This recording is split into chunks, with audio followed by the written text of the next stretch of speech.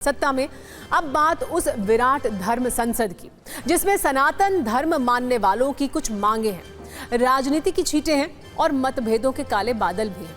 कथावाचक देवकीनंदन ठाकुर की अगुवाई में दिल्ली में आज विराट धर्म संसद बुलाई गई। इसमें कई संत शामिल हुए तो पोस्टर में कुछ बड़े संतों की तस्वीरें तो थीं, लेकिन वो आज की धर्म संसद में मौजूद नहीं थे।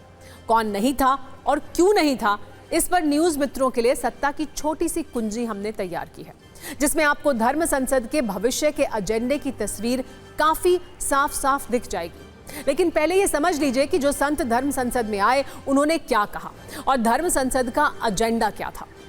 आज के धर्म संसद के 3 बड़े एजेंडे रहे। पहला एजेंडा, देश में शीघ्र से शीघ्र सनातन बोर्ड का गठन किया जाए। दूसरा एजेंडा, मथुरा में श्री कृष्ण जन्मभूमि को अतिक्रमण मुक्त कर भव्य मंदिर निर्माण का मार्ग खोला जाए।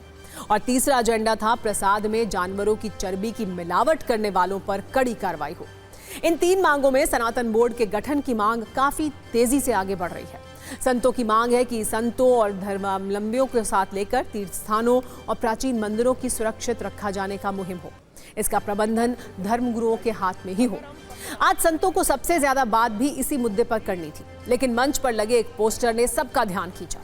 इस पोस्टर में लिखा था, बटोगे तो कटोगे सनातनियों, यानी नारे राजनीतिक दलों से लिए गए लगते हैं। इस मुद्दे पर धर्म संसद के आयोजक कथावाचक देवकीनंदन ठाकुर से सवाल भी हुए। एक बार सुनिए उन्होंने और दूसरे संतों ने इस पर क्या कहा है। इस कोई शपथ लेकर जो अपने आप को सांसद कहते हैं, जो होते भी हैं,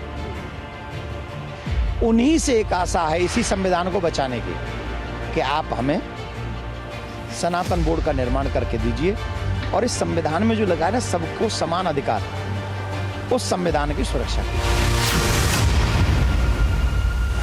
मंच से क्या संदेश देना चाह रहे हैं आप लोग? एकमात्र पूरे सनातन परंपरा के लोगों को जोड़ना, जातिवाद क्षेत्रवाद से ऊपर उठ करके राष्ट्र धर्म के लिए हम काम कर पाएं, सनातन वैदिक परंपरा का संरक्षण संवर्धन कर पाएं और हमारे मठ मंदिरों का प्रबंधन सरकार नहीं करेगी, हमारा सनातन बोर्ड करेगा।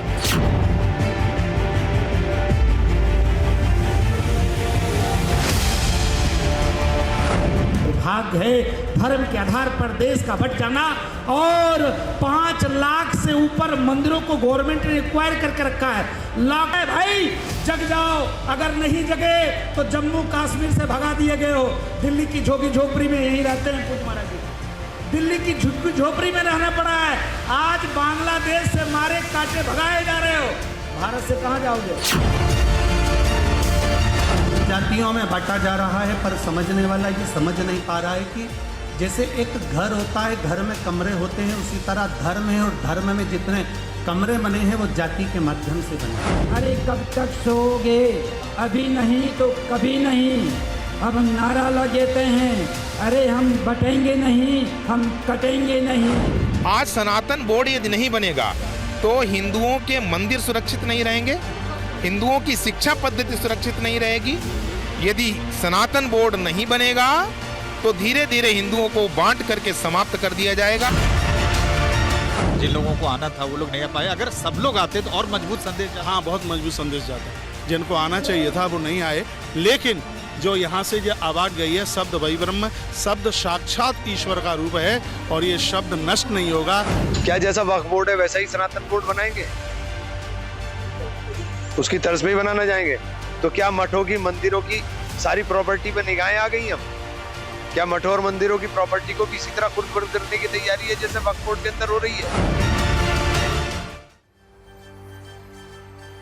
आज के धर्म संसद में कई संत शामिल हुए। शारदा द्वारकापीठ के शंकराचार्य जगत गुरु स्वामी सदानंद सरस्वती जी से लेकर अखिल भारतीय अखाड़ा परिषद के अध्यक्ष महंत रविंद्रपुरी भी धर्म संसद के मंच पर मौजूद थे।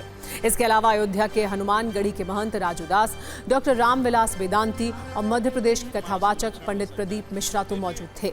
लेकिन कुछ ऐसे बड़े संत मौजूद नहीं थे जिनकी तस्वीर तो पोस्टर में थी, लेकिन वो पहुंचे नहीं।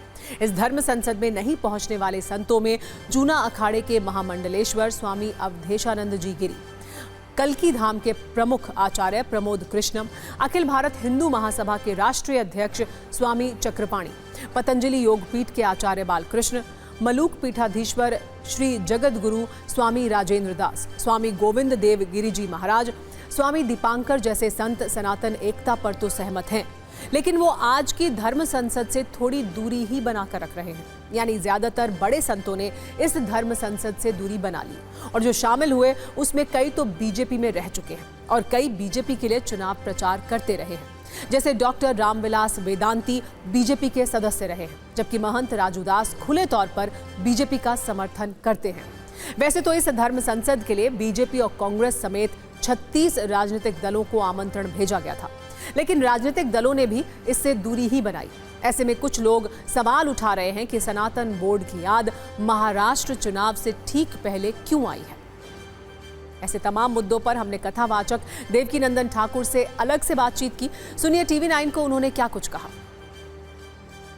जो कुछ प्रमुख नेता जो हैं, देश की सभी पार्टियों के सांसदों को, बड़े नेताओं को आप चिट्ठी भेजेंगे? जो पार्टियों के लोग हैं, बड़े बड़े पार्टियों के जो लीडर हैं, हेड हैं, जिनके सांसद सदन में हैं, उन सभी को लेटर भेज रहे हैं और आपने देखे भी हैं वो लेटर, चाहे कांग्रेस हो, चाहे वो बीजेपी हो, चाहे कोई भी पार्टी हो। प्रमुख नाम अगर जल्दी से बता मैं बता दूं आपको, मैंने खड़गे जी को भेजा है, राहुल गांधी जी को स्पेशल भेजेंगे क्योंकि वो विपक्ष के लीडर हैं, केजरीवाल जी को भेजेंगे क्योंकि वो दिल्ली के लीडर हैं, क्योंकि हम दिल्ली में कथा कर रहे हैं, और ममता बनर्जी को भी भेज रहे हैं, श्री अखिलेश यादव जी को भेज रहे हैं, और श्री ममता मायावती बहन जी को भेज रहे हैं, शरद पवार जी को भेज रहे हैं, उद्धव ठाकरे जी को भेज रहे हैं, इन सबको भेज रहे हैं।